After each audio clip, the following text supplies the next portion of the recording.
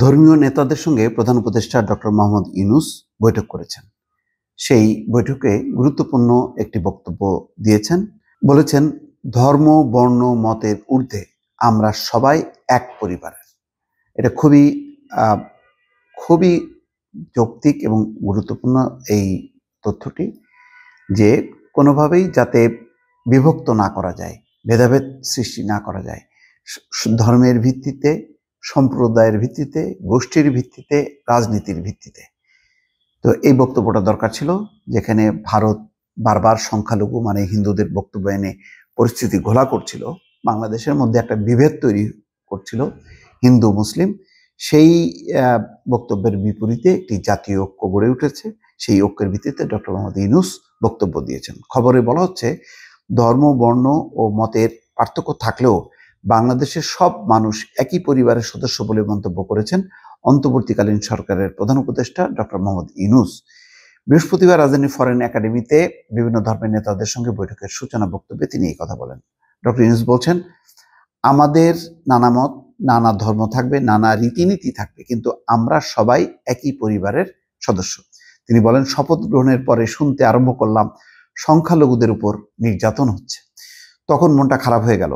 এর পরপরই ঢাকেশ্বরী মন্দিরে গেলাম, সেখানেও বললাম আমরা একই পরিবারের সদস্য। প্রধান উপদেষ্টা বলেন, সব দাবি দেওয়া বাদ দিলেও একটা দাবি পরিষ্কার, আমাদের সবার অধিকার সমান। বলার অধিকার, ধর্মের অধিকার, কাজকর্মের অধিকার সমান। সেটা এসেছে সংবিধান থেকে। যেটা নাগরিক হিসেবে প্রাপ্য, রাষ্ট্রের দায়িত্ব সেটা নিশ্চিত করা। ডক্টর মোহাম্মদ ইউনূস বলেন, শুনলাম এখনো সংখ্যালঘুদের উপর হামলা হচ্ছে, তাই আমি সবাইকে নিয়ে বসলাম এটা থেকে কিভাবে উদ্ধার হওয়া যায়। ভুল তথ্যের বিষয়ে সবাইকে সজাগ ও সতর্ক থাকার আহ্বান জানিয়েছেন। ডক্টর ইউনূস বলেছেন, এখন আবার নতুন কথা, হামলা হচ্ছে, অত্যাচার শুরু হচ্ছে। বিদেশি গণমাধ্যম বলবো না, প্রচার মাধ্যমে প্রচারিত হচ্ছে। আমি খোঁজ নিচ্ছি কি হচ্ছে, সবাইকে দেখালাম এটা হচ্ছে না। তথ্যের মধ্যে বিশাল ফারাক, এটা ঠিক না, এটার অবসান হতে হবে। প্রধান উপদেষ্টা বলেন, আমরা যে তথ্য পাচ্ছি তা ভুল হতে পারে। তথ্যের উপর বসে থাকার কিছু নেই, এটার অর্থ অন্ধের মতো বসে থাকা। ভেতরে গিয়ে দেখতে হবে, খোঁজ নিতে হবে তথ্যের গড়মিল কেন, তাতে ওরা যা বলছে তাকে মিথ্যা প্রচার, না আমরা যা বলছি তা মিথ্যা প্রচার, সত্যটা কোথায়। খুব গুরুত্বপূর্ণ কথা, খুব আবেগময় ভাষায় তিনি বলছেন। অর্থাৎ যথেষ্ট কনফিডেন্স আছে যে যেভাবে বলা হচ্ছে বাস্তবে তার কোনো অস্তিত্ব নেই। তিনি বলেন, আমাদের লক্ষ্যের কোনো ফারাক নেই, সঠিক তথ্য কিভাবে পাবো সেটা আমাদের জানা প্রয়োজন। প্রকৃত তথ্যের ক্ষেত্রে অনেক সময় সরকারি তথ্যের উপর ভরসা করে লাভ নেই, কারণ কর্তা যা চায় তারা সেভাবে বলে, আসলটা মন খুলে বলতে চায় না। আমরা আসল খবরটা জানতে চাই, সেই প্রক্রিয়াটি প্রতিষ্ঠিত করতে চাই। এত বড় দেশে যে কোনো ঘটনা ঘটতে পারে, কিন্তু প্রকৃত তথ্য জানতে চাই।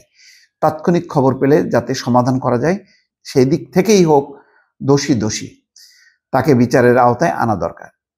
ডক্টর ইউনূস বলছেন, প্রথম কথাটা হলো এগুলো না হওয়ার পরিবেশ সৃষ্টি করা, আর হয়ে গেলে তাৎক্ষণিক প্রতিকারের ব্যবস্থা করা।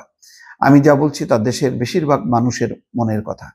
আমরা এক পরিবারের মানুষ হিসেবে সামগ্রিকভাবে দায়িত্ব পালন করতে পারি, সেখানে তথ্য ও প্রতিকার হলো বড় বিষয়। তিনি বলেন, আমি পেলাম তথ্য কিন্তু প্রতিকার পেলাম না। সমস্যা হয়ে গেলে সমাধান করতে হবে, সবাই আমরা আলোচনা করব, আমাদের লক্ষ্যে কোনো বাধা নেই। তথ্য প্রবাহ কিভাবে পাবো, দোষীকে কিভাবে ধরবো, যাতে সবাই সঠিক তথ্যটা পায়। প্রধান উপদেষ্টা বলছেন, এমন বাংলাদেশ আমরা গড়ে তুলতে চাই, যার নাম দিয়েছি নতুন বাংলাদেশ। এটা আমাদের করতে হবে। আপনাদের কথা বলে সন্তুষ্ট করে আজকের মতো বিদায় দিলাম তা নয়, এটা দ্রুত করতে হবে। খুবই আবেগময়ী ভাষায় বলেছেন এবং সবাইকে বলেছেন ঐক্যবদ্ধ থাকতে এবং সবার অধিকার সমান। এই বক্তব্যটা তিনি দিয়েছেন সবার উদ্দেশ্যে। দর্শক ভালো থাকবেন, আল্লাহ হাফেজ।